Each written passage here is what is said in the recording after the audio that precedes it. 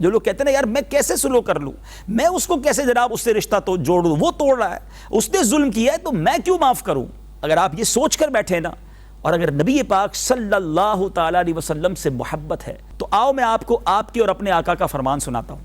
پیارے آقا صلی اللہ تعالیٰ علیہ وسلم کا ارشاد ہے، سیدنا ابو ہریرہ رضی اللہ تعالیٰ عنہ اس حدیث کے راوی ہیں، نبی پاک صلی اللہ تعالیٰ علیہ وسلم فرماتے ہیں 3 باتیں جس شخص میں ہوں گی اللہ تعالیٰ قیامت کے دن اس کا حساب بہت آسان طریقے سے لے گا اور اس کو اپنی رحمت سے جنت میں داخل فرمائے گا۔ ذرا سوچئے انعام کتنا بڑا ہے، اربوں روپے خرچ ہو جائے نا، میری ساری زندگی کی ساری چیزیں مجھ سے لے لی جائیں اور اس بات کی گارنٹی دے دی جائے کہ اللہ جنت میں داخل کر دے گا اور مجھ سے حساب آسانی سے لے گا، کیونکہ یہ بات طے ہے کہ اگر حساب لیا گیا تو مارے جائیں گے، گناہ ہی گناہ ہیں، خطائیں ہی خطائیں ہیں، اللہ اپنے کرم سے جنت میں داخل کر دے، یہ اسی کی مہربانی ہوگی۔ لک ایٹ دا ریوارڈ، انعام کتنا بڑا ہے۔ اب 3 باتیں ہیں، پلیز ناظرین اپنا لیجئے، اپنے دل میں بسا لیجئے۔ 3 باتیں کیا ہیں؟ پیارے آقا فرماتے ہیں جو تمہیں محروم کرے تم اسے عطا کرو۔ ہم کہتے ہیں نا مجھے تحفہ نہیں دیا، عید والے دن بھی نہیں بلایا، شادی میں بھی نہیں بلایا، میں کیوں بلاؤں اپنے بچے کی شادی میں؟ جو تمہیں محروم کرے تم اسے عطا کرو۔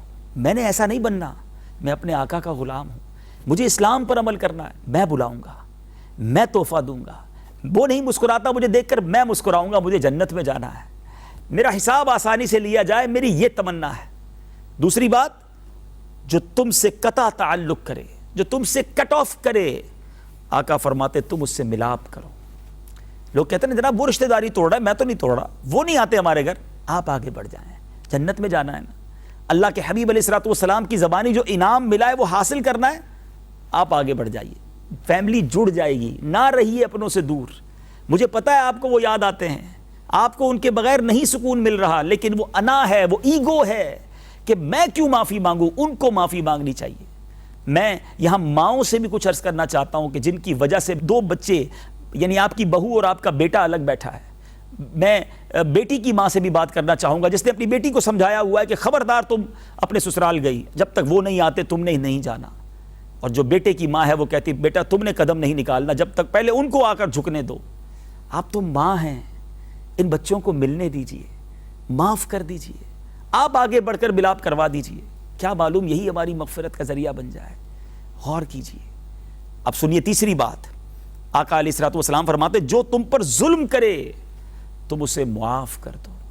ظلم کرنے والے کو بھی معاف کرنے کا کہا، ہم تو غلطی بھی معاف نہیں کرتے، بائی مسٹیک پیر پہ پیر رہ گیا ہے پھر بھی گالی نکالنی ہے، بائی مسٹیک بائک چلاتے چلاتے کسی کو اسکریچ لگ گیا ہم فوراً لڑنے کے لیے تیار۔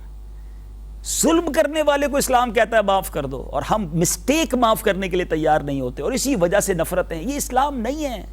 اللہ کرے دل میں اتر جائے میری بات۔